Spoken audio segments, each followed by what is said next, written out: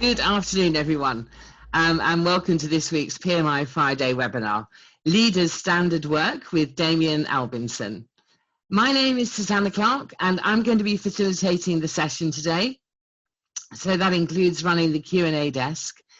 For those of you who haven't been on one of our webinars before, you can find the Q&A button on your Zoom toolbar, and we'll be using it throughout the presentation. So please pose your questions, and I will put them to Damion at the right point.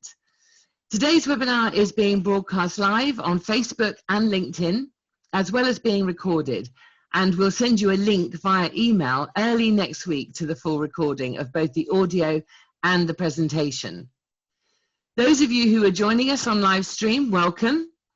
To participate in polls or receive the recording via email and make suggestions for future webinars, please do register for our upcoming webinars. You can find these at pmi.co.uk/webinars. Finally, from me, before we get underway, on Monday morning, we'll be sending you all a short Voice of the Customer survey. We'd be really grateful for your feedback, as well as your suggestions on future topics for our PMI Friday webinars. We read all of your survey responses and we pay attention to all of the topics you suggest, and our schedule is constantly adapting based on that feedback. So now I'd like to hand over to Damion. Thank you very much. Thanks, Susanna. Okay, so welcome everybody. As Susanna says, this week's Friday webinar is on the subject of something called Leaders Standard Work. So my name's Damion Albinson. I'm a senior consultant with PMI, and I've spent the best part of the last 20 years working in and around business improvement. So what we're going to cover today in this webinar is what Leaders Standard Work is, and also highlighting what it isn't, just for the sakes of avoiding any confusion.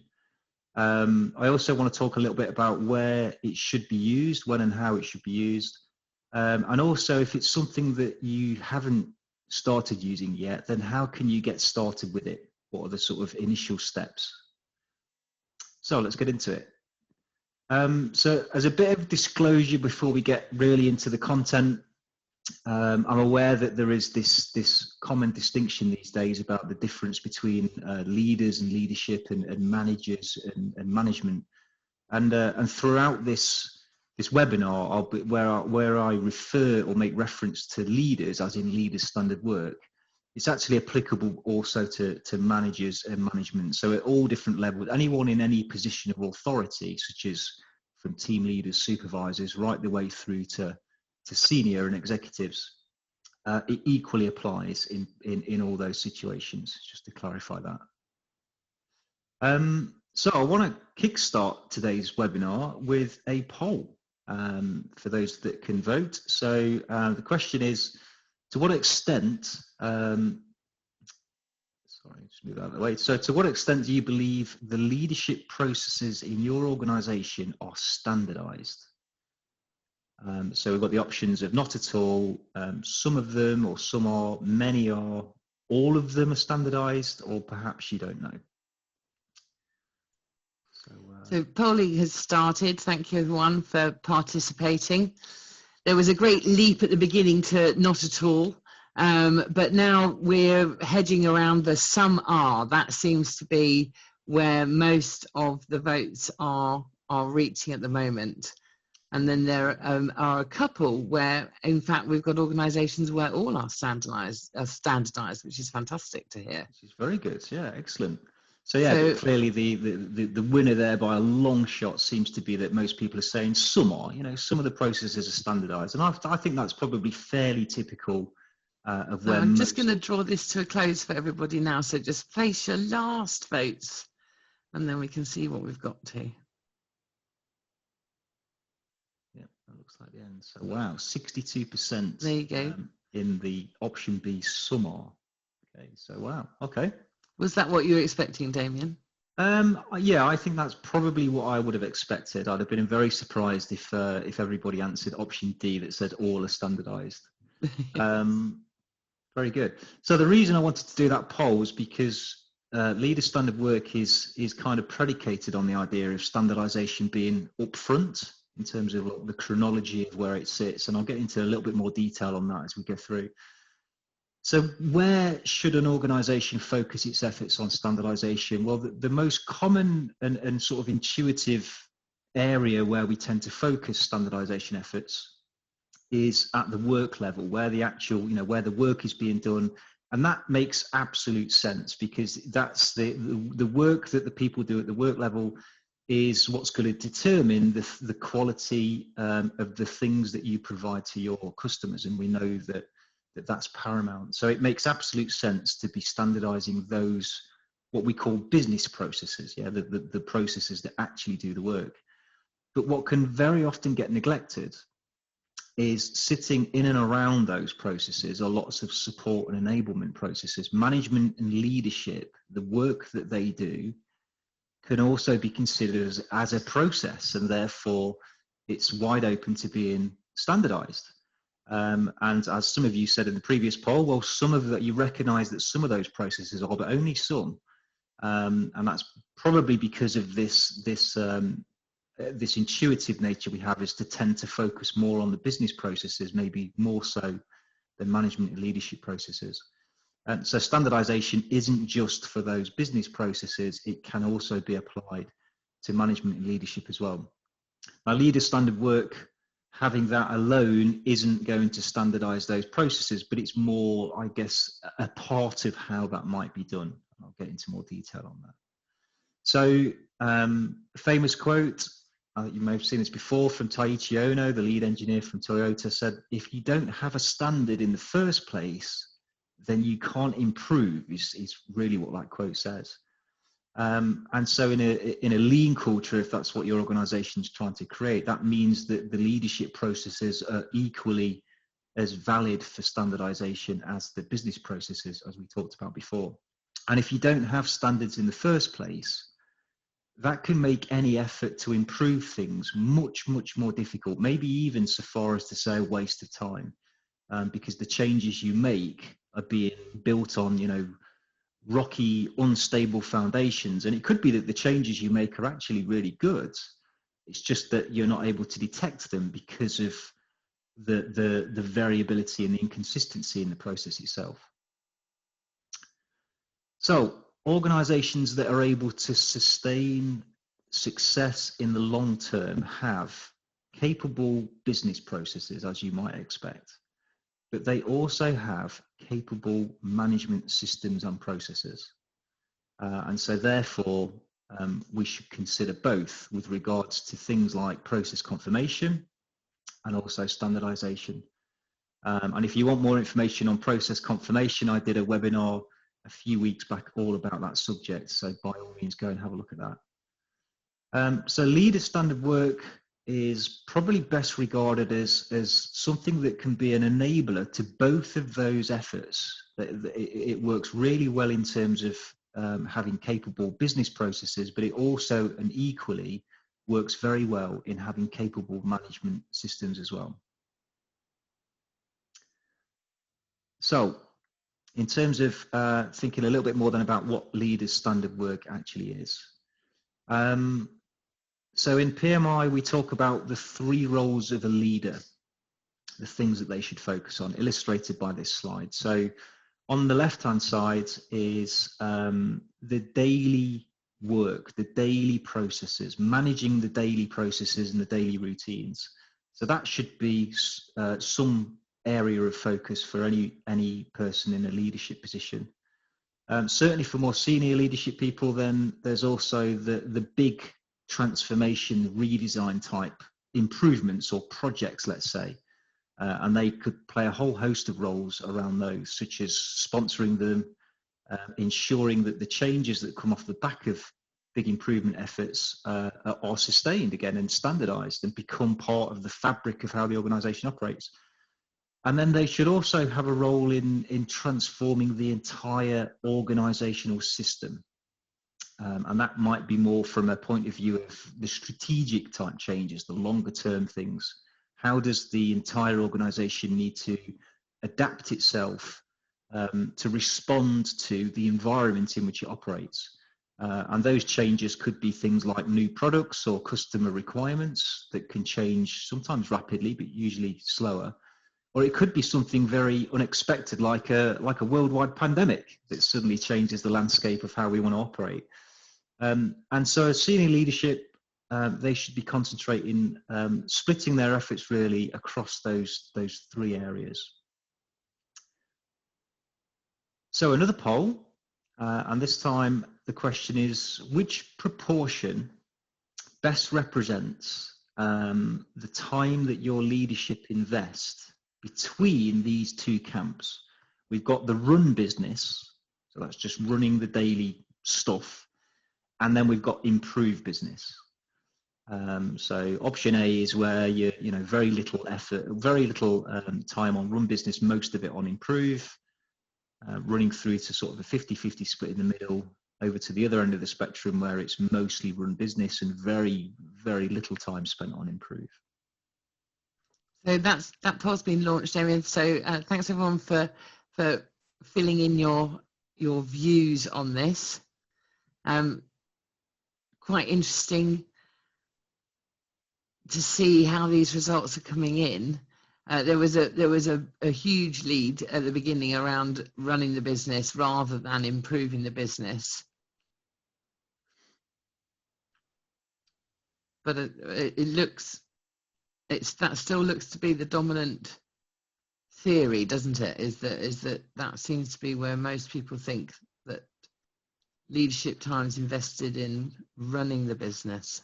Yeah, it's certainly towards the upper end, isn't it? Certainly around option E, so 70 to 90% run business and only 10 to 30 to improve. I'll just give that another minute. So if you can just cast your final votes, everybody.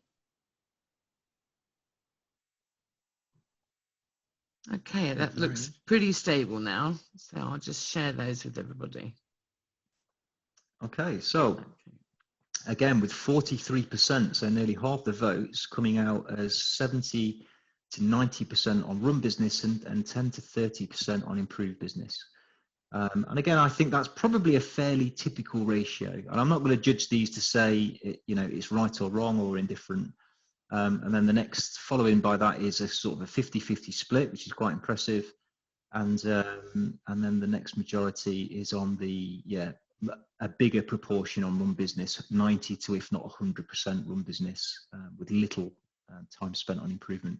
All right, so let's take a Damion, look at... sorry, we've got a question just before you go on, okay. Which is, looking at your own experience, what would you recommend is probably the right proportion in terms of the time as it's divided between these two elements? And that's from Sarah.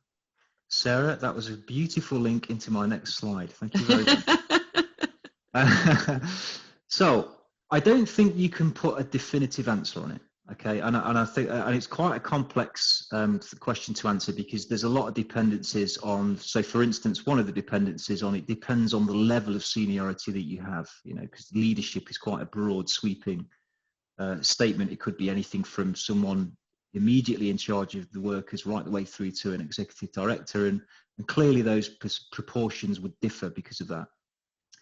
But let's see if this slide answers it. So if you were, I don't think we had any votes at all on option A, which said there's very little on run business and it's most of it on improve, and that's probably a good thing. I think if you were so far to that end of the scale, the question would really be around, okay, is that much improvement really genuinely improvement, or is it actually just firefighting?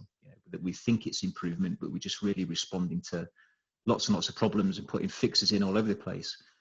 And the question there would be, how sustainable is that over the long term, and do the results really show that we are actually improving? So a consideration, if you're towards the low end, and we did have, I think, 11% at option B, is take the time to assess if the existing processes, as in the run business processes, are stable and capable. Because if you get those to be more stable and capable, you might not need to put as much time into these, into improvement. On the other end of the spectrum, where most of the effort is on run business and very little on improve, which is where most organizations will tend to sit, the question is, if that's the case, if you're spending if the leadership time is mostly burned up on just run business, then how are you going to improve? Are you going to stand still? And there's all sorts of negative ramifications for that.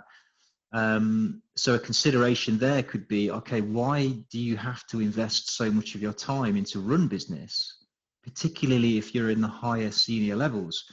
Could that be a sign that perhaps you're micromanaging? Could those processes actually be working just as well without your intervention, without your involvement? Or could you create that condition through things like delegation or coaching people at the lower levels how to manage the daily work? And actually, leader standard work plays really nicely into that whole idea, because it's essentially what it's designed to do. In the middle there, the sort of 50-50 range, or either side of that, again, the reason for the balance there is really to say there should be a healthy balance between run business and improve. But I'm not going to try and pin a specific ratio on that, because I think it differs, again, based on the level of seniority. Okay, I hope that's answered your question, Sarah. So in terms of where leadership focus should be, especially more senior leaders, some of you, if you've been on previous webinars, would have seen this graphic before. This is what we call the system view of an organization. And I'm not going to go into detail about how that works, but essentially the message is, if what senior leaders should be spending more time on is working on the system itself with regards to improve and adaptation, rather than working in the system. And all too often I find, working with our clients, is that many different people at different levels are often working down in the detail. They're working they're in the business process. They're helping to deal with problems and resolve things. They're not standing back and reflecting on how good is the process we have there. How skilled are the people? Do they have? Are they doing the right things? Are they making the right decisions? And if the leadership team don't work on the system because they're too busy working in it, then who is going to work on the system to improve it? Because there isn't anyone else there to do that. So there has to be some time carved out, particularly if you're heavy on run business, to take that time out to think about, well, where is improvement going to fit? How are we going to move and progress if we don't give ourselves the time to do just that? So another poll again. This one, I want you to think about your own time now. So think about the last working week, whenever that was. You may have been on holiday. How many of the activities that consumed your personal time within the working hours of the week were predictable and routine? So you could have almost predicted before the week started that these things were going to happen on these days at these times. And that's going beyond just meetings. That's all of the other stuff you do. So we've got none, as in you respond in the moment. We've got some, most, or 100% predictable.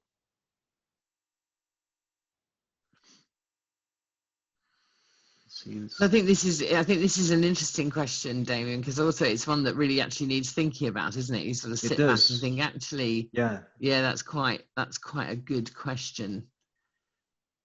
Because what I think is actually a normal week, maybe there is no such thing as normal.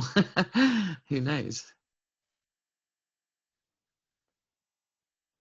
So we've got the majority at the moment is sitting down in the, I sometimes get to focus on the important things, but it's unpredictable. Okay, just give that another couple of seconds for the last votes to come in. And then I'll share the results so that everyone can see. Okay, thank you, everybody. So everyone should be able to see those results now. All right, very good. I've just realised actually that this is a different poll. There you go. This was a question I was going to ask later on, actually. But oh, okay. I'm sorry. That's all right. That could be Susanna Clark user error. I'm sorry. So which statement best describes? But actually, it's still a useful poll actually. So the poll that people have answered to, so we can ignore the one on the screen. Which statement best describes your typical working week? Okay, so you start out the week with a clear plan, but it gets destroyed by unplanned things. Your week is full of meetings, which leave little time for anything else. You sometimes get time to focus on the important things, but it's somewhat unpredictable, which is very similar to this other poll. And you usually get to focus on all the important things. So again, the clear winner there with 51% is sometimes get to focus on the important things, but it's unpredictable. You know, you can't predict from one week to the next. Is that going to be the same next week and the week after and the week after? Okay, and I think that probably is, and then followed by my week is full of meetings, which leaves little time for anything else. Okay. All right, so I'm going to come on and talk about those things later on in terms of how might you deal with some of those scenarios you find yourselves in, particularly with regards to leader standard work. Okay, so what is leader standards work really in essence? It's making the work of leaders and managers standardized, we've discussed that already, which involves a timetable of activities. And you can picture that like a diary of events for the week. But it's a timetable of activities that are rigorously followed daily. And they contain things like doing confirmations, focusing time on strategy deployment, having time reserved to coach and develop staff in the lower levels. Spending time, as we discussed earlier, about leading improvement activities. And in this way, doing these routine things and making sure that the time to do them is protected is a way of leaders demonstrating their personal commitment to things like continuous improvement and also standardization. I've worked with many people where there's been a new manager or leader come into a department, and sometimes they're months in, and the people that work for them say, I still haven't met them yet, I don't know what they look like.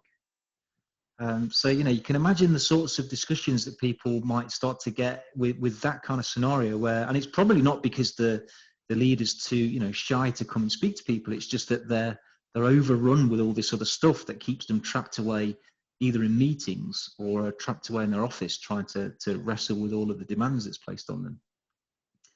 So that's in essence what leader standard work is. Here's an example of how this might work across different levels of an organization. So here we've got a team leader at the top, and the frequency that they do certain things. So it could be every 30 minutes they review a status board. That could be like a process confirmation of some measures that's tracking something in the business process. And then a couple of times a day at different times they have a team brief, like a huddle review, where they're dealing with problems or identifying things that need to be escalated. They have a weekly Kaizen review. Kaizen is a type of very short, rapid improvement event that you can organize. And then every day at set times, 7:45 and 4 o'clock, they go out and confirm something called 5S, which is to do with workplace organization. And then the manager, they've got a daily meeting that happens at 8 o'clock, which would probably involve different attendees. And daily, they have a brief with the team leaders and so on. And then right up to the vice president, now you notice their frequency is less, but nonetheless, they still have these set things in place. So now weekly, they're looking at things like having an operations management meeting, reviewing what sort of improvement events have been done in the last month, and then having a share fair so they can share those with different departments. So this is how it can kind of stitch together different people at different levels, defining set things if you like, in the diary, in a schedule, and then sticking to those things because they're important. So, Damion, sorry, before you go on, we've got a couple of questions coming in. Very good. We first got an observation which I thought was interesting to share. So this is an observation from Peter, which is in the context of the last poll that we did, and right. He's saying that he's finding it easier to dedicate time and space for planned and focused activity, because of some of the home working that has now, we're now enjoying as a result of COVID-19. Right.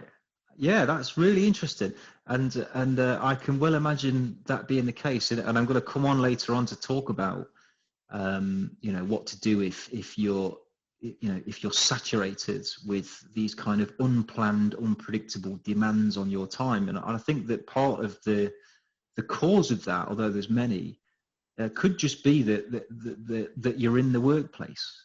So now that you're taken away from that and people are working on their own, largely or in virtual, is that there's less kind of distraction, where people can just randomly drop into your office and suddenly put demands on you. I'm sure that still happens, and an email is probably one of the biggest culprits for these unplanned requests of people's time. But yeah, I think that a lot of people might feel the same, that actually working from home has maybe helped a little bit more with that focus time. Yes. So we've still got other questions, so I'm just going to do another couple if that's okay. Yeah, sure. So there's a question around, would you capture those activities that come out of nowhere, and then trend them later and see if they become areas of improvement to reduce interruptions? That's from Andrew. I certainly, one of the approaches I want to talk about later on is actually, doing a study. So, the danger of responding to these unplanned things is that they could be, if you like, I'm trying to find the words, they could be things that you shouldn't respond to, if that makes sense. And that the reason why that is because sometimes things might get escalated to your level because people don't know how to respond to it themselves. Now, that could be an opportunity, therefore, that might suggest something about the process that they're operating to. And the question would be, okay, so why don't they know how to deal with that or how to resolve this issue? Maybe that's an opportunity to coach them and improve so that I can lessen this coming back to me next time round. But the default reaction many people have is to jump in and just get stuck in. And before you know it, you had this lovely plan for what your week was going to be, and you're halfway through the week and you haven't started anything yet because you've been responding in the moment to all these other things. So I think doing a study of them is certainly one of the starting points to then decide, right, how are you going to mitigate these things in future, or do they even need mitigating? So okay. Yeah, I think logging those is a good idea. Right, thanks, Damion. Thanks, Andrew. So yeah, thanks, Andrew. So people might be looking at this so far and thinking, leaders standard work, it's just about having a diary. Yeah, and most, if not all of us nowadays on electronic systems have got some form of a calendar that's telling us when different things are happening, meetings and so on. But it's not just about having a diary of stuff, okay? Because anybody could create a diary of stuff. Some of the components that make leaders standard work different are on the screen. So a big component of leaders standard work, just the same as process confirmation, is the idea of going to the place where the work is happening. So if that's the business process, it's going to the point where the work is being done. If it's the management process, it's going and spending time with the manager and looking at how they're operating in their environment, what are the things they're doing. So that's one of the key things. It's not something you do from an office. It can include meetings, the right sequence at the right levels, and that should include this idea of two-way communication. So you're not just spending your time going to different meetings where you're essentially on receive mode, although some of that, of course, is important. And that might require you and the general leadership team to think about what is the most effective and efficient distribution of these key meetings that mean that we don't have to replicate them and have unnecessary ones. Planned response to abnormalities. So this is kind of back to the point that Andrew asked. So you can standardize how people should respond if they observe that something in their process is abnormal. So that, again, the response to abnormality is just another management process that can be standardized. And actually standardizing that might mean that there's less things coming onto your desk for your attention. And ultimately using it as an opportunity to encourage lean behaviors and thinking. and to coach others in the use of lean thinking and methods, things like PDSA, Plan, Do, Study, Act, which is inherent in lots of these improvement methods. You know, how are people ever going to start to use that stuff if they don't have the right level of support from people that are more senior, that's going to give them the time to do it, but also coach them and advise them in how well they're using it. Sometimes just putting someone on training alone is not going to be enough. So when should this stuff be done? When should leader standard work be done? Well, there's lots and lots of different improvement methods alone which can benefit immensely from leader standard work. Deployment of company strategy, or something called HOSHIN KANRI, is largely dependent on lots of all people at all levels of an organization starting to do things differently in the pursuit of a company objective, or one or more company objectives. And objectives and actions often change as you come down through the levels. And sometimes companies do a great job at the upper side of strategy. They develop a great, sounding vision and strategy and some objectives. But the further and further those kind of filter down through the different levels, they get distilled and the message gets lost. And people sometimes don't recognize or understand how the work that they do could possibly, influence these objectives that seem a million miles away. So again, leader standard work could be part of exactly that, helping to connect the difference between what might seem like a very distant objective down to, okay, this is how you can contribute to this. And it looks like we've got another question before I carry on. Thanks, David. So this question from Mark, and he asks, do you not think it's also about being disciplined to maintain performing your standard work? It's absolutely, that there's a vital part of leader standard work which is about discipline, and in fact I'm gonna come on and talk about that shortly, so I won't answer that one just yet. Okay, thanks. If that's okay, Mark. Introduction of things like visual management and huddle reviews.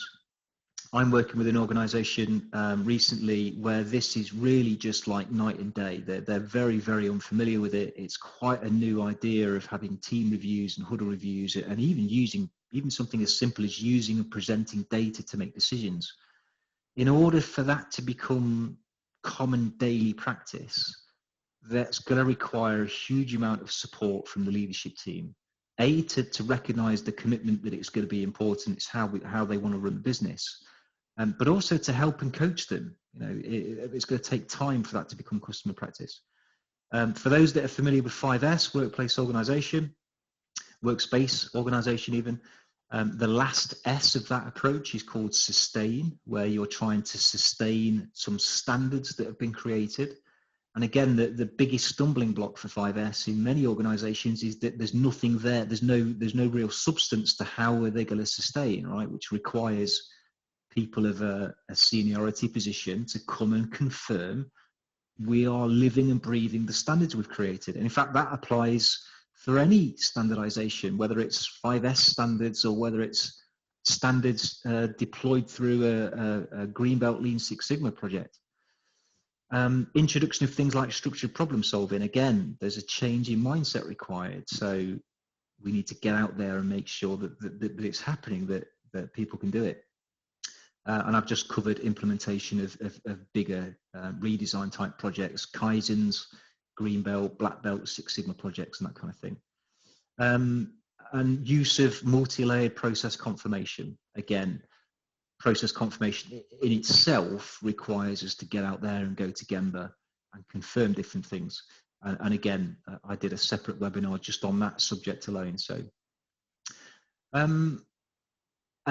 So a key aspect of leader standard work is the idea that particularly when you're going out to do confirmations of things, it's not an opportunity to go out there and sort of judge people and just say, okay, I've looked at your area, you're not doing well enough. Okay, that's not particularly helpful. It should be seen instead as an opportunity to coach. Okay, and this is where you're really going to reap the benefits of doing it. And we have a coaching model for this.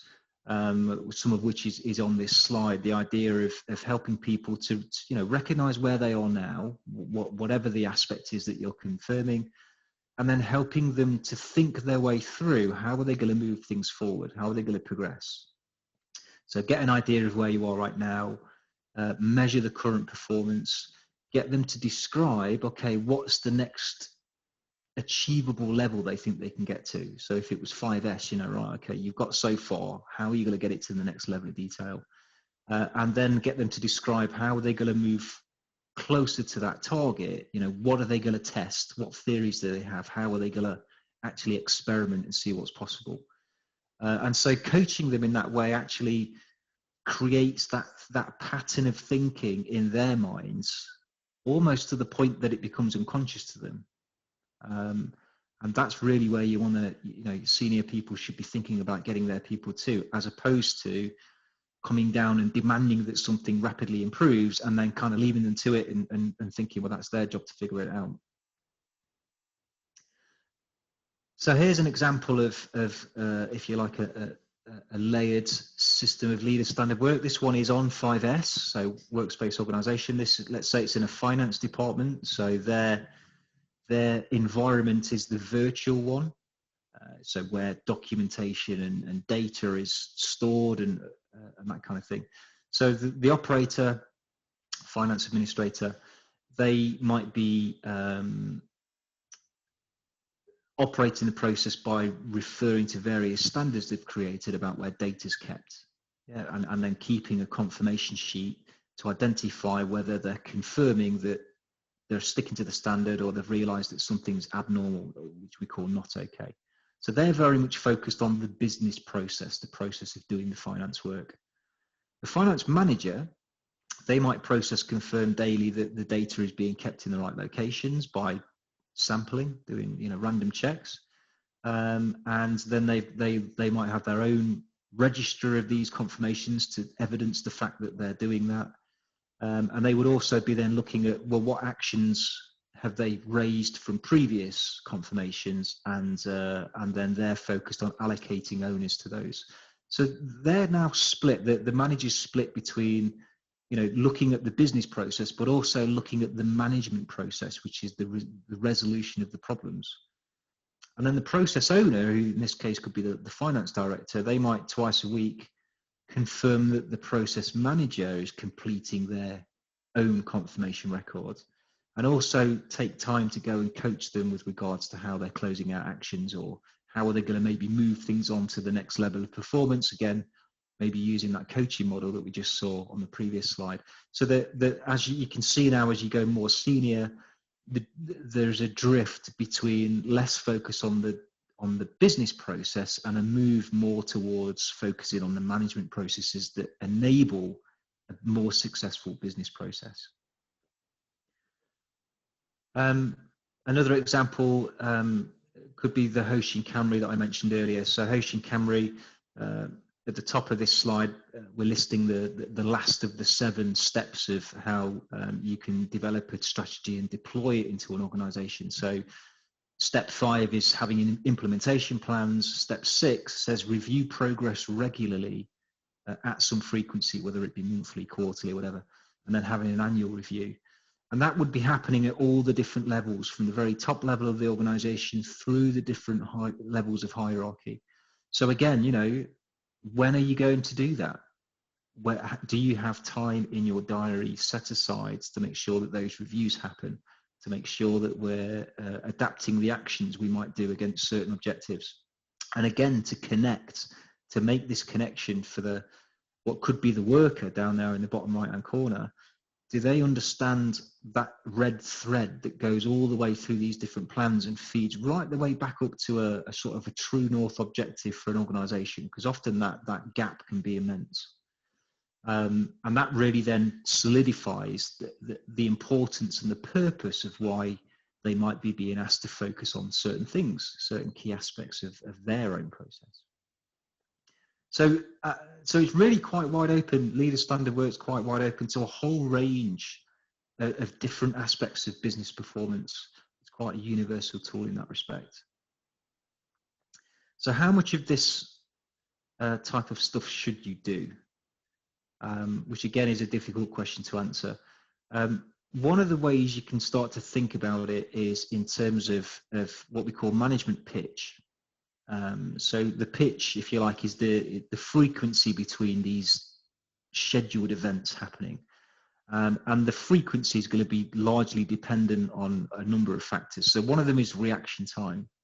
So if you're closer to the business process, maybe you're a supervisor, middle manager, the reaction times usually want to be pretty short. If an abnormality has been discovered, we want to be responding to that as soon as possible. The sooner the better.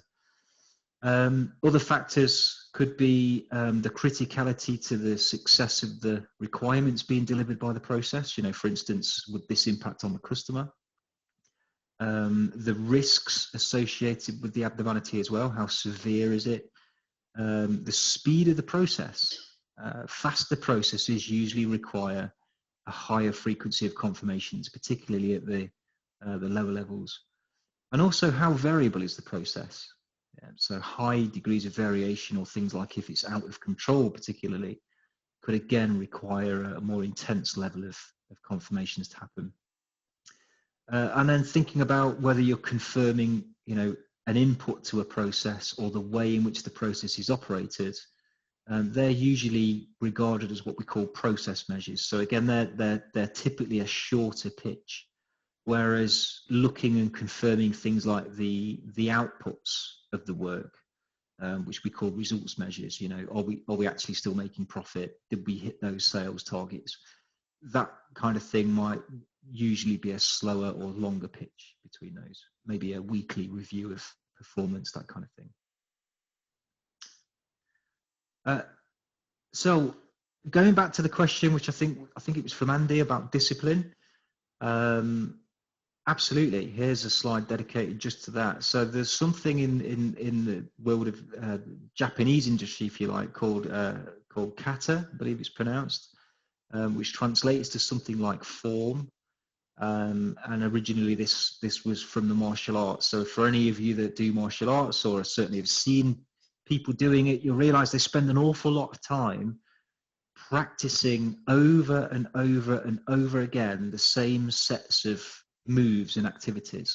Or maybe you've been to a dance class and you've learned how to do some style of dancing. It's exactly the same. You have to spend a lot of time learning where to place your feet, how to do the steps, all of these kind of things that help you to then perform. And so they took that exact same idea into management and industry, in terms of it's this idea of making things just become routine. This is just how we run the business. So leader standard work, again, is about having this schedule of the right kind of things, but doing it so often and making it routine, it just becomes how it's done. It doesn't become like a difficult thing to follow. It's just how you would operate. And so that's, if you like, an ambition of where you want it to get it to. So where can you start with this stuff? And I think there was a question earlier on again about that.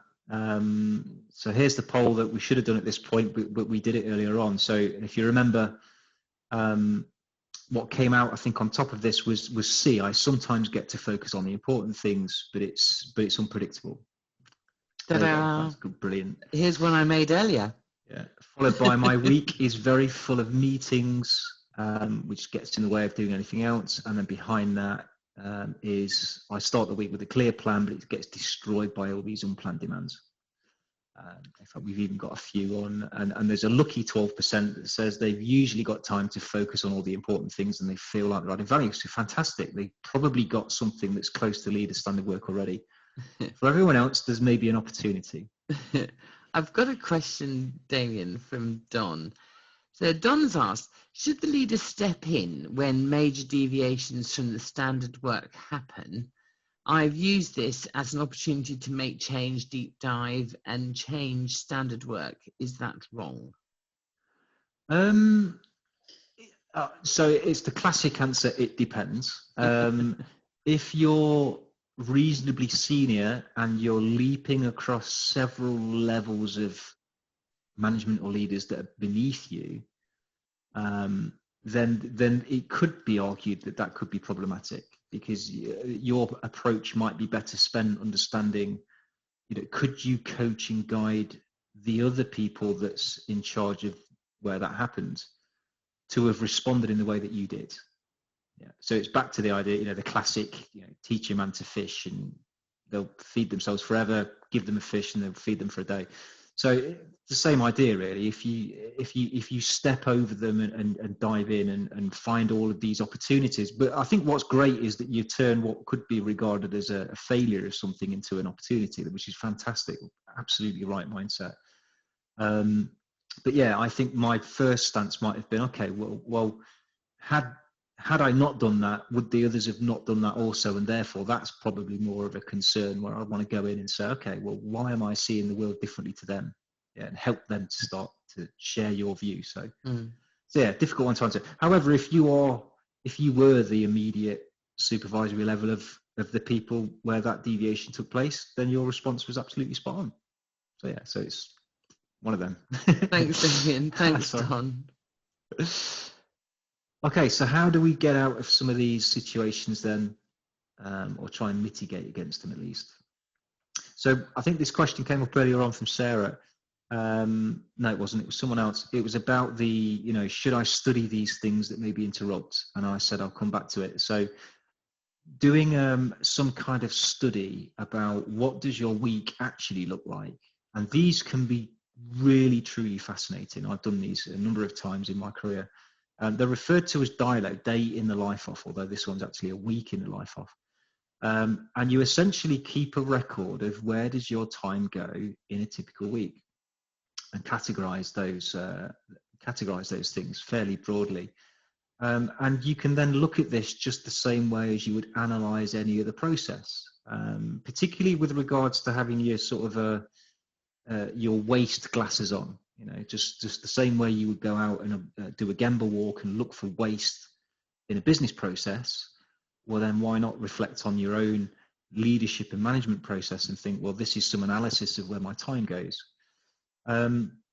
So there's a number of things you could observe from this study. One of the first things that struck me was that the lunch break was at an inconsistent time through the week. Now, that might not seem like much of a problem, but if people were coming to see that manager or leader and they're saying, sorry, I'm on my lunch break, but it's half an hour different from the day before, that, again, that's going to cause inefficiencies. Not to mention with regards to the sort of the healthiness of stopping to make sure you have a break.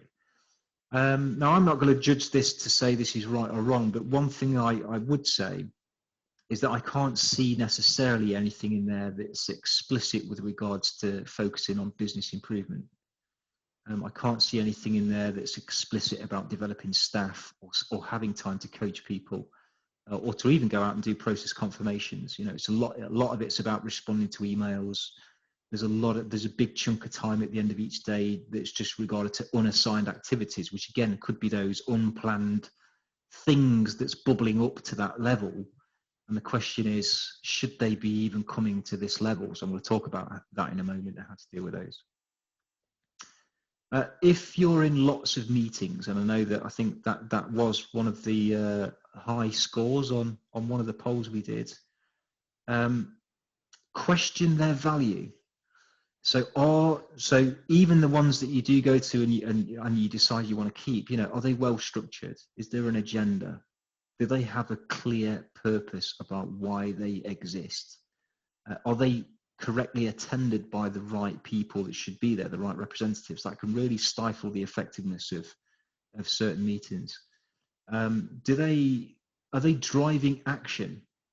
It's very easy to find yourselves in a whole plethora of meetings that really don't amount to anything actually getting done or happening in the organization. So that's a good question to ask. And if there are actions, are they being tracked? Are they being closed out efficiently, and so on and so on?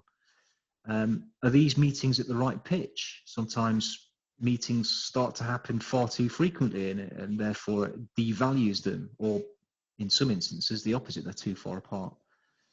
And a great question to really ask about meetings is, why are these decisions not possible at the lower levels in the organization? which takes us back into the same idea as what I was talking about in one of my previous webinars about visual management. You know, the concept, the idea behind visual management is that you present the right kind of information in the right way to stimulate decision making as close to where the work happens as possible. And with that regard, it can take away the necessity for you as someone more senior to be spending so much time in meetings. I did the DILO analysis many years ago when I was a senior improvement manager in an organization. And I found that in a 37-hour week, I was in meetings for 33 hours of that 37 hours.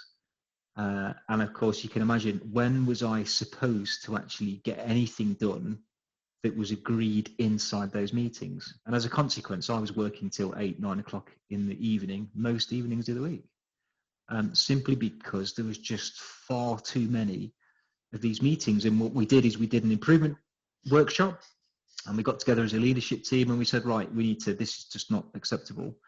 And we cooled those meetings down to about 8 hours a week, separated over 5 days, which was really, really just kind of a night and day difference.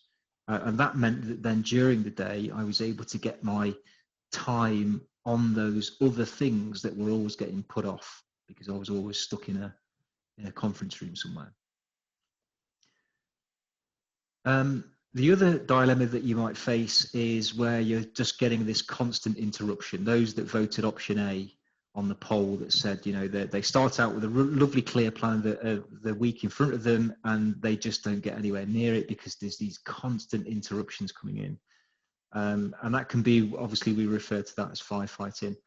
The dilemma there is that you're drawn into responding to these things as they arrive, and maybe just forever putting containment actions in place, you know, sticking plasters, you know, as soon as you put one on, there's another one to run off and put over somewhere else, just to get to the end of that day or the end of that working week. And a dangerous mindset that can come with this is this idea of saving the day. You know, some people kind of actually, they like the fact that they are the hero that saves the day. And therefore it kind of traps that as a sort of ingrained behavior. Often what you'll find when this is happening is it drags people down from the level they should be operating at, and they often find that they're operating at one or more levels beneath the level of seniority that they're at. And again, that just leads to more inefficiencies because there's usually a lot more people at those lower levels that should be taking on this you know, bow wave of interruptions. So as a consequence of this kind of in the moment firefighting and responding to issues, other important things get put off. You just never get around to doing them, and it's not for the want of trying. It's just that, you know, you're paddling like mad, and you're just about keeping your head above water. So you don't get time to focus on team development. There's little to no time looking at other parts of the organization, even the parts that are running well. Parts of the organization that are running well, if you were doing leader standard work, you might visit those to understand how can they get even better. Okay? And the fact that they're running well means, right, we ignore those, and the spotlight only ever turns over to the areas where there's problems. And ultimately, there's no improvement. Yeah, there's all this energy and this effort being put in all the time, but really we're only just about maintaining status quo, or maybe even not doing that. How are we ever going to improve in those kind of environments? So what do you do about all of this? Because this is common for lots of people. Well, one method, again, coming back to this idea of standardizing the leadership processes, is think about planning for what we call escalations. And defining the process for that and standardizing it. And as we've said here, uncontrolled issues being passed up the chain of command is really disruptive to more senior people. And they often indicate a lack of empowerment at those lower levels. And I think the point I've already made is that it's compounded because the higher up an organization you go, as a general rule, there's less and less people in senior positions. So you've gone from, say, let's having 50 managers down at level 2, all passing issues up to 2 or 3 people that's at level whatever.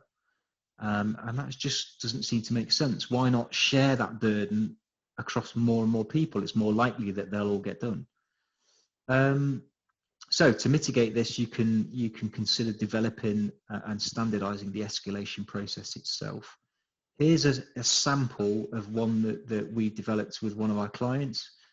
You can see here, so this one is, it's for a team leader who might need to escalate things to a supervisor, and the same template could be used no matter what the level.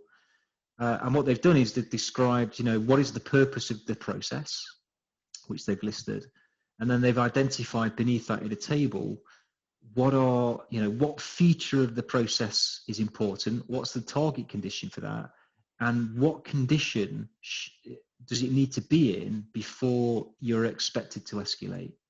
And that definition, that really black and white clarity, might be the difference between things that get escalated that really shouldn't have.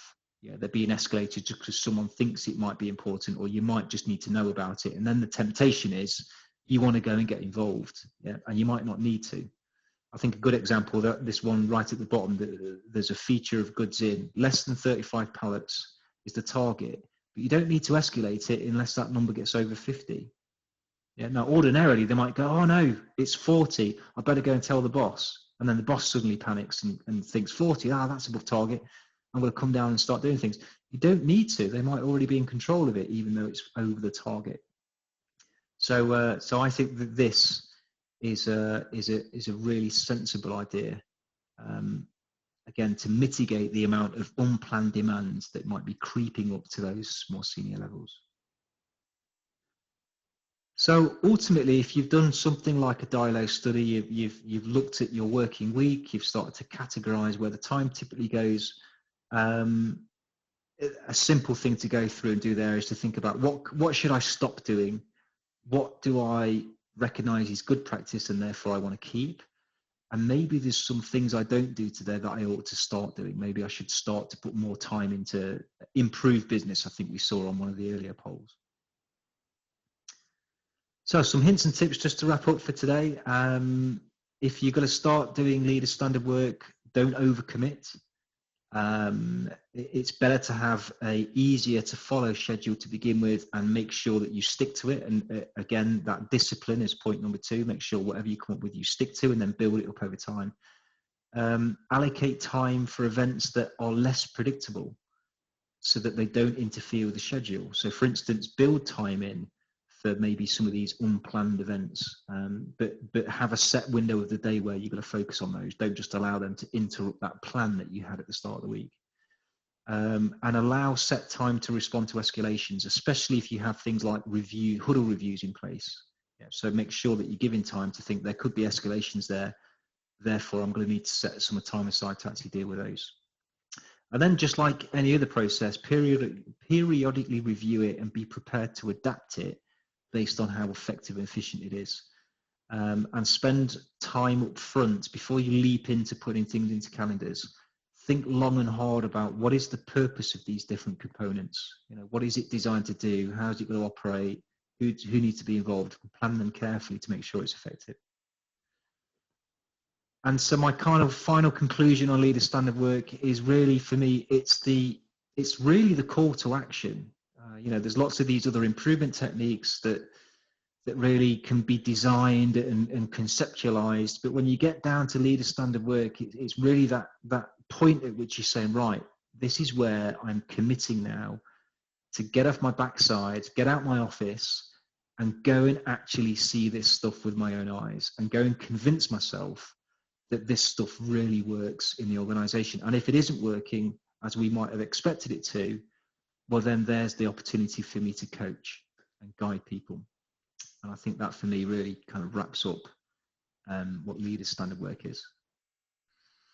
I've just realised the time as well, so sorry about that, Sue. I've gone a little bit over, but that's okay.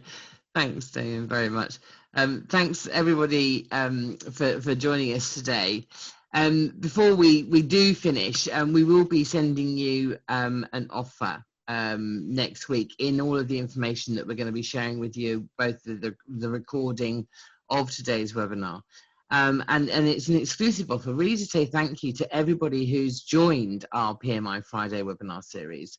So since March, we've run over 20 webinars. They're all recorded, they're all on our website.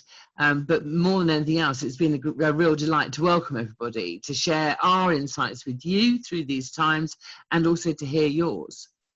So one of the things that we're very conscious of is that for those people who are interested in training and looking to develop their skills, virtual training now is really what most people need to do, but that can be quite awkward if you don't have the right technology available.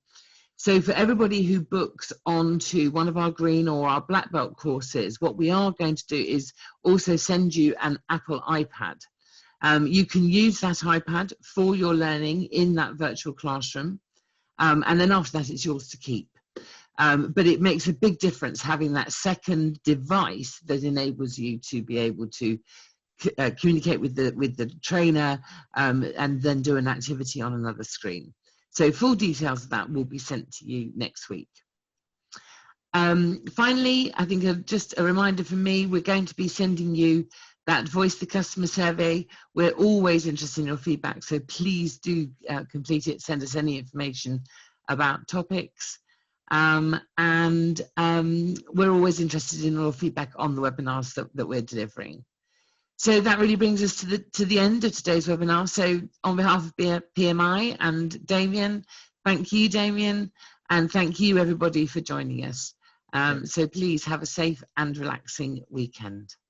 Thanks, everyone. Thank you.